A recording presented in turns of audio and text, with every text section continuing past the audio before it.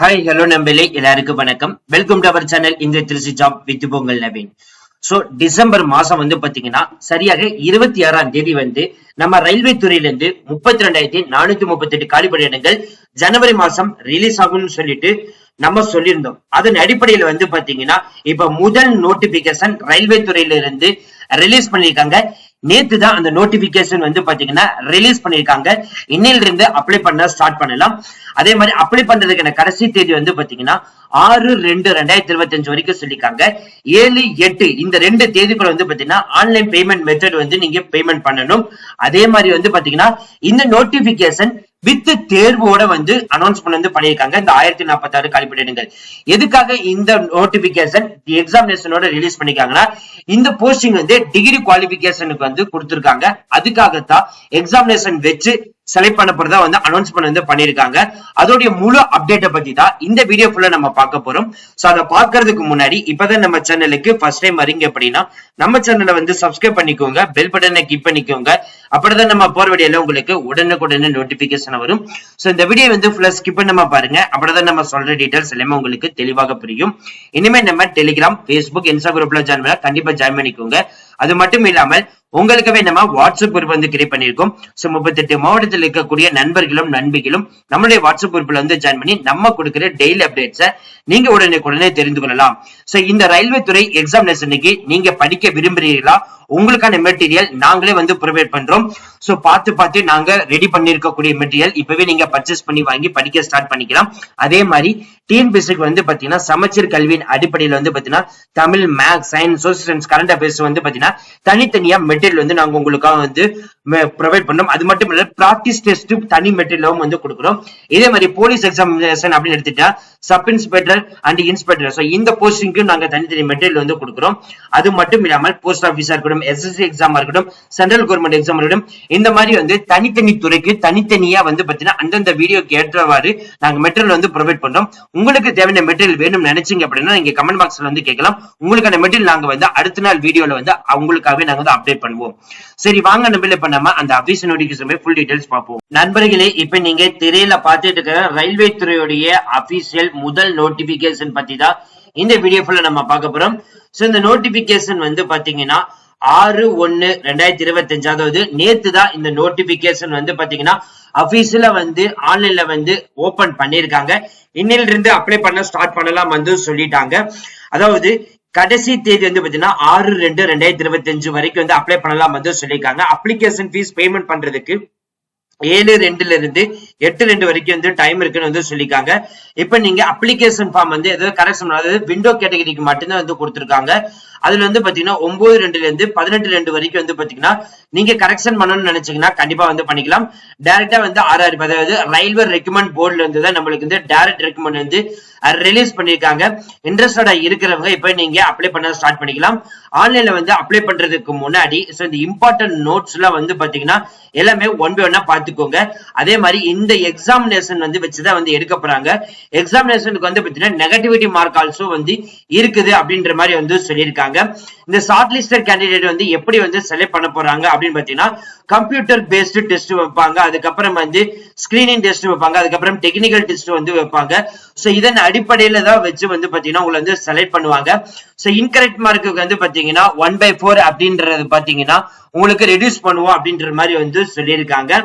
இதுக்கு பாத்தீங்கன்னா உடல் ஊனமுற்றுல இருக்கீங்க அப்படின்னா யாரெல்லாம் அப்ளை பண்ணலாம்னு சொல்லிட்டு அதுக்கான டீடைல்ஸ் கொடுத்திருக்காங்க. ஒன்னா பார்த்து தெரிஞ்சுக்கலாம். நேஷனாலிட்டி பொறுத்த வரைக்கும் பாத்தீங்கன்னா சிட்டிசன் இந்தியனா இருக்கலாம், நேபாள இருக்கலாம், பூட்டானா இருக்கலாம், டெபிட்டானா இருக்கலாம் அப்படின்ற மாதிரி சொல்லியிருக்காங்க. ஏஜ் லிமிட்டை பொறுத்த வரைக்கும் பாத்தீங்க அப்படின்னா 18 முதல் 33 வயசு வரைக்கும் பாத்தீங்கன்னா UREWS-க்கும், OBC-க்கு 18 முதல் 35 வயசு வரைக்கும் கொடுத்திருக்காங்க. SC ST-க்கு பாத்தீங்கன்னா 18 முதல் 36 வயசு வரைக்கும் கொடுத்திருக்காங்க. உடல் ஊனமுற்றவர்கள் அந்தந்த ஏஜ் கேட்டகரிக்கு, அதாவது அந்தந்த கேஸ்ட் கேட்டகரி வைஸ் பாத்தீங்கன்னா 18 முதல் 38 வயசு வரைக்கும், 18 முதல் 43 வயசு வரைக்கும், 18 முதல் 48 வயசு வரைக்கும் சொல்லிட்டு தனித்தனியா உங்களுக்கு பிரிச்சு காமிச்சிருக்காங்க. இதே மாதிரி ஏஜ் ரிலாக்சேஷன் அப்படின்னு எடுத்துட்டீங்கன்னா SC ST பொறுத்த வரைக்கும் பாத்தீங்கன்னா உங்களுக்கு இங்க ஏஜ் வைஸ் கொடுத்திருக்காங்க. OBC-க்கும் பாத்தீங்கன்னா தனித்தனியா ஏஜ் வைஸ் கொடுத்திருக்காங்க. அதாவது 5 years 3 years அப்படின்ற மாதிரி சொல்லுவாங்க. எக்ஸ் சர்வீஸ்மேன்லயே பாத்தீங்கன்னா UREWS, OBC, SC ST, so இதுக்கும் பாத்தீங்கன்னா 8 years 6 years 3 years அப்படின்ற மாதிரி கேட்டகரியில கொடுத்திருக்காங்க. உடல் ஊனமுற்றோர்னா யுவர் இடபிள்யூஎஸ் 10 வருஷம், ஓபிசி இருந்தீங்கன்னா 13 வருஷம், எஸ்சி எஸ்டி இருந்தீங்கன்னா 15 வருஷம். இதுல வந்து group C candidate railway and group D இருந்தீங்கன்னா அதுல ஒவ்வொரு கேஸ்ட் வழியாகவும் தனித்தனியா வந்து கொடுத்திருக்காங்க. ஒன் பை ஒன்னா நீங்க பார்த்து தெரிஞ்சுக்கலாம். அதே மாதிரி எக்ஸாமினேஷன் ஃபீஸை பொறுத்த வரைக்கும் பாத்தீங்கன்னா உங்களுக்கு வந்து 500 ரூபாய் பிளஸ் 400 ரூபாய் வந்து எக்ஸ்ட்ரா ஆட் பண்ணி மொத்தமா வந்து பாத்தீங்கன்னா 500 ரூபாய் வந்து கொடுத்திருக்காங்க.